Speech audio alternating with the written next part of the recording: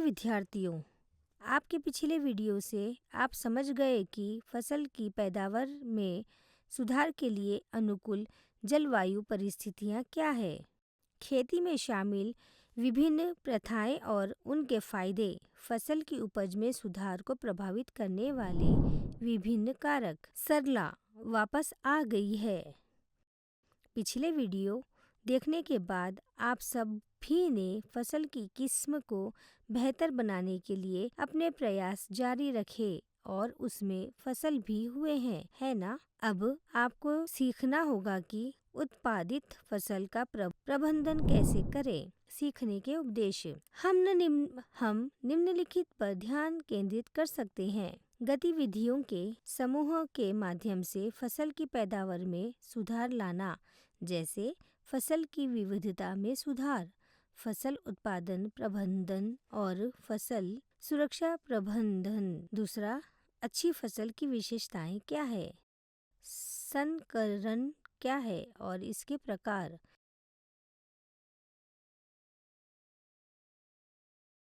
चौथा, संकरण की विभिन्न लाभ। सांकेतिक शब्द। अंतर विशिष्ट, एक ही विषाणु की दो अलग अलग प्रजातियों के बीच।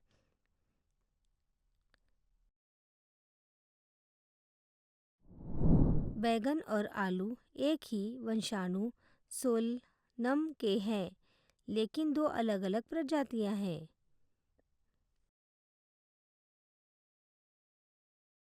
जनपदीय, दो अलग अलग प्रजातियों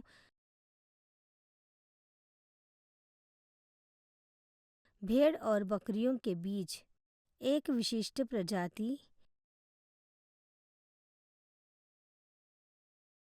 खेती की गई प्रजातियों और उनकी जंगली रिश्तेदारों के संयोजन का परिणाम।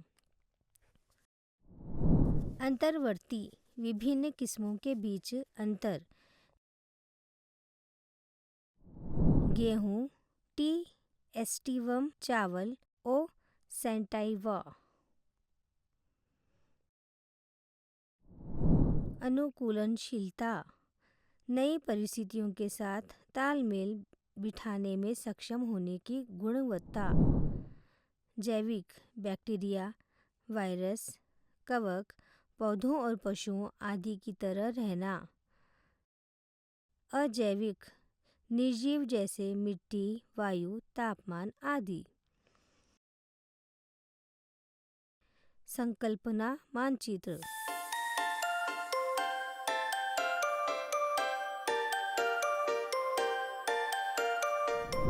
फसल विविधता में सुधार। उच्च उपज प्राप्त करने के लिए फसल की विशेषताओं को चुना जाना चाहिए। जैविक और अजैविक स्थितियों में रोग प्रतिरोधक, उर्वरकों के प्रति प्रतिक्रिया। तीसरा, उत्पाद की गुणवत्ता।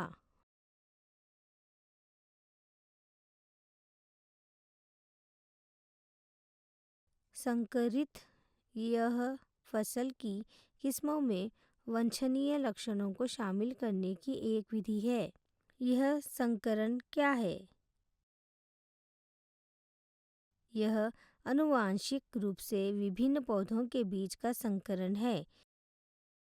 यह 3 प्रकार का होता है। पहला, इंटरवेरिएटल, विभिन्न किस्मों के बीच।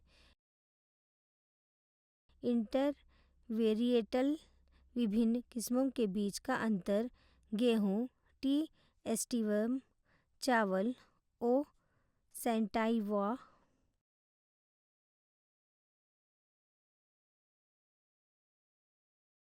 इंटर स्पेसिफिक, एक ही वंशाणु की दो अलग अलग प्रजातियों के बीच। या इंटर स्पेसिफिक, एक ही वंशाणु की दो अलग अलग प्रजातियों के बीच। बैगन और आलू एक ही वंशाणु सोलेनम से संबंधित है, लेकिन दो अलग अलग प्रजातियां हैं। अंतर्जातीय, विभिन्न प्रजातियों के बीच अंतर्जातीय दो अलग अलग प्रजातियों भेड़ और बकरियों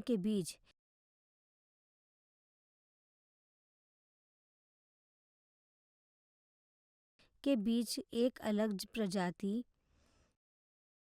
खेती की गई प्रजातियां अपने जंगली रिश्तेदारों के साथ के संयोजन का परिणाम।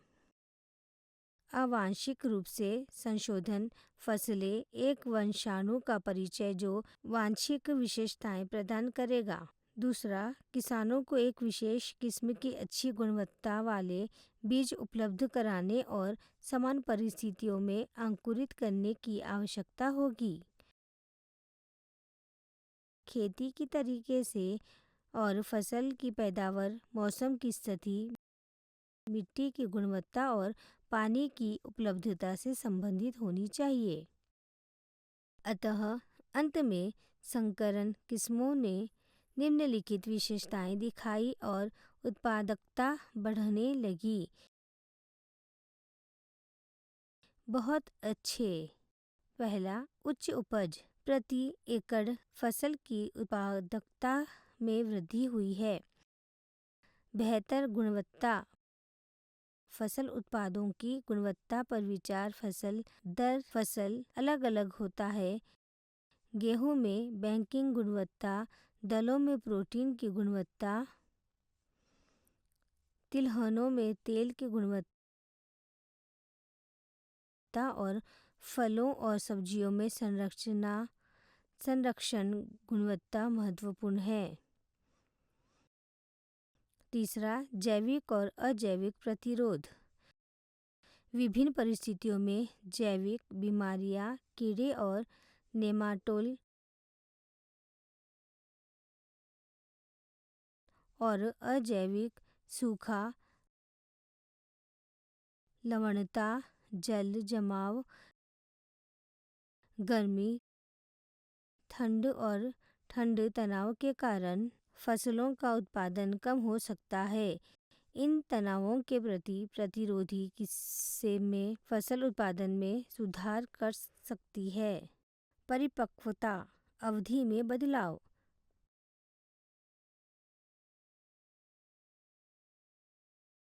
बुआई से लेकर कटाई तक फसल की छोटी अवधि किसानों को एक वर्ष में कई दौर की फसल उगाने की अनुमति देती है। कम अवधि में फसल उत्पादन की लागत भी कम हो जाती है। एक समान परिपक्वता से कटाई की प्रक्रिया आसान हो जाती है और कटाई के दौरान नुकसान कम हो जाता है। व्यापक अनुकूलनशीलता। एक किस्म को विभिन्न क्षेत्रों में विभिन्न जलवायु परिस्थितियों में उगाया जा सकता है।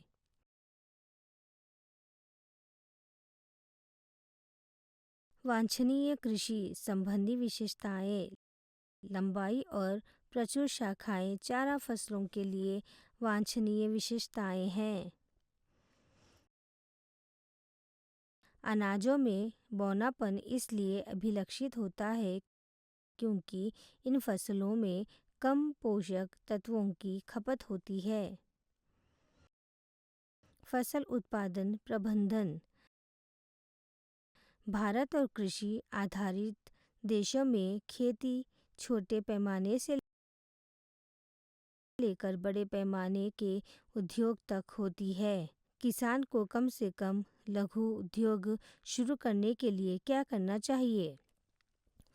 अच्छी उपज प्राप्त करने में सफलता पाने के लिए किसान को धन, भूमि और प्रौद्योगिकियों की आवश्यकता होती है। किसानों के निवेश क्रय क्षमता ही फसल प्रणाली है उत्पादन प्रथाओं का निर्णय लेने में सहायक होती है, जो दो प्रकार की होती है। भूमि चाहे वह हो। पहला, बिना लागत या कम लागत वाला उत्पादन। दूसरा, उच्च लागत वाला उत्पादन। पोषक तत्व प्रबंधन। मिट्टी में 13 मुख्य आवश्यक पोषक तत्व होने चाहिए, जिसमें 6 सूक्ष्म पोषक तत्व जैसे सोडियम, पोटेशियम, फास्फोरस,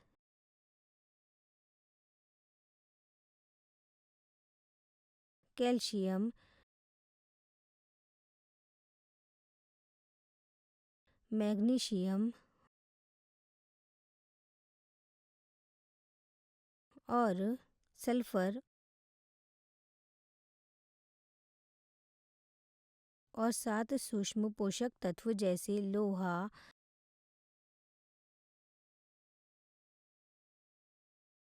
मैंगनीज,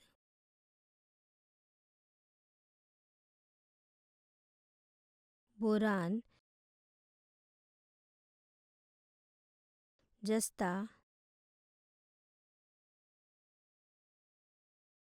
तांबा, मोलिब्डेनम,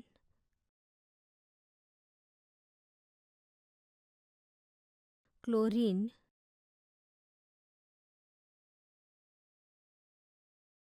कार्बन और हवा में ऑक्सीजन, हाइड्रोजन और पानी से ऑक्सीजन।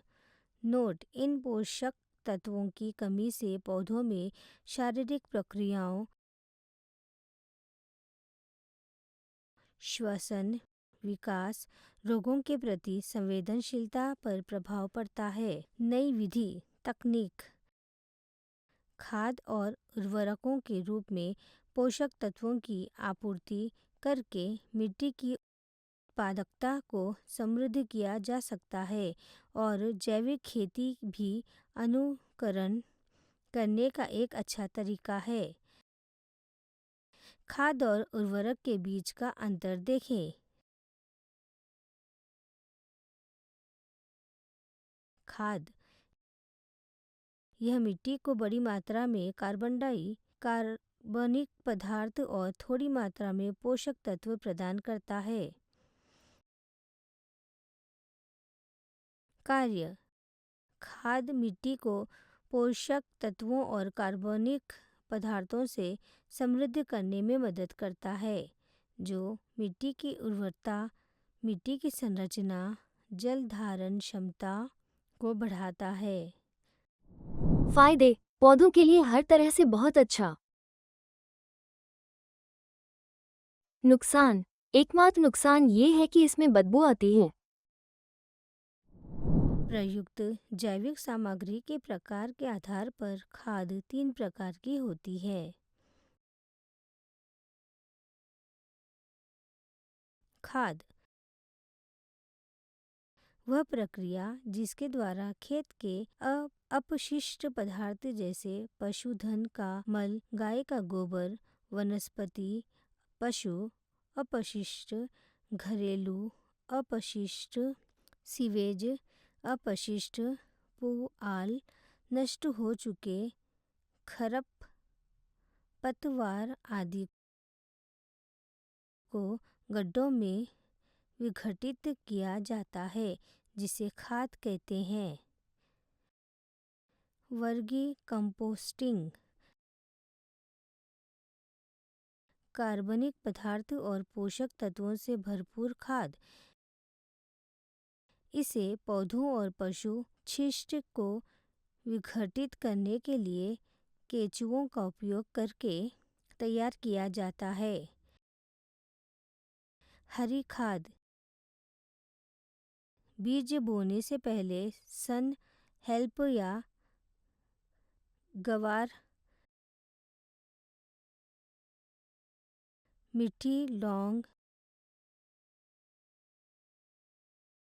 लोबिया, बरसीम, क्विस्टर, बीन्स आदि जैसे पौधों को कुछ हद तक उगाया जाता है और उन्हें जुताई करके मिट्टी में मिला दिया जाता है।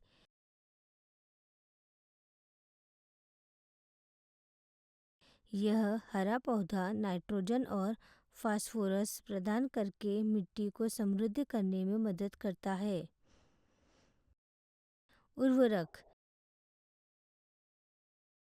ये व्यावसायिक रूप से उत्पादित पौधों के पोषण तत्व है नाइट्रोजन, फास्फोरस और पोटेशियम की आपूर्ति करते हैं। उचित खुराक, समय और आवश्यक सावधानियों के साथ ध्यान से उपयोग करने की आवश्यकता होती है। लाभ: विकास दर तेज होती है। नुकसान: लगातार उपयोग करने पर मिट्टी का उर्वरता नष्ट हो जाती है। मिट्टी में कार्बनिक पदार्थ की पूर्ति नहीं हो पाती है। उर्वरकों के कारण लाभकारी सूक्ष्म जीवों की हानि पहुंचती है। फिर क्या उपयोग करें?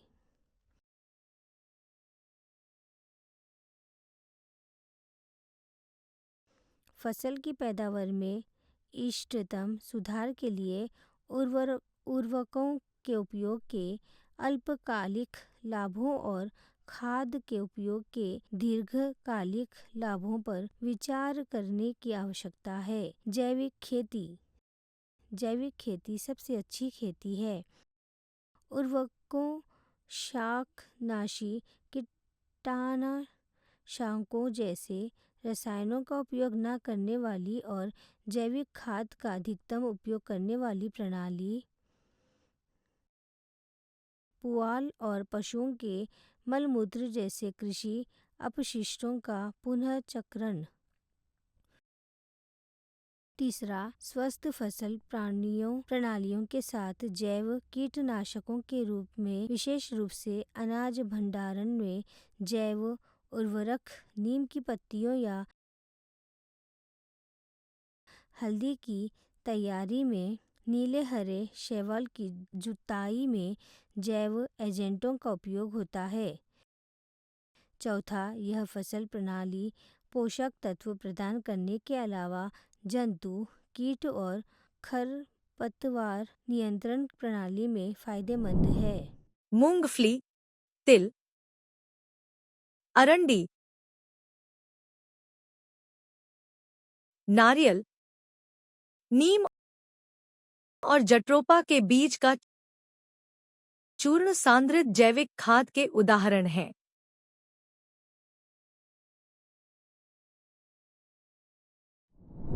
आजकल पंचगव्य जैसी प्राकृतिक खाद का प्रयोग किया जाता है। इसके मुख्य घटक गाय का दूध, दही, घी, गोबर और मूत्र हैं।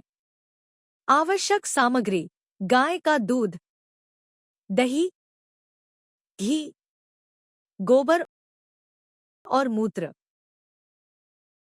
तैयारी विधि: गाय के गोबर और घी को मिलाकर 4 दिन के लिए छोड़ दें। 5वें दिन इसमें मूत्र, दूध, नारियल पानी, गन्ना, दही और केले का पेस्ट मिलाएं। इसे 10 दिन के लिए छोड़ दें। सुबह और शाम मिश्रण को हिलाते रहें। छिड़काव के लिए उपयोग की जाने वाली खाद को पंचगव्य कहते हैं।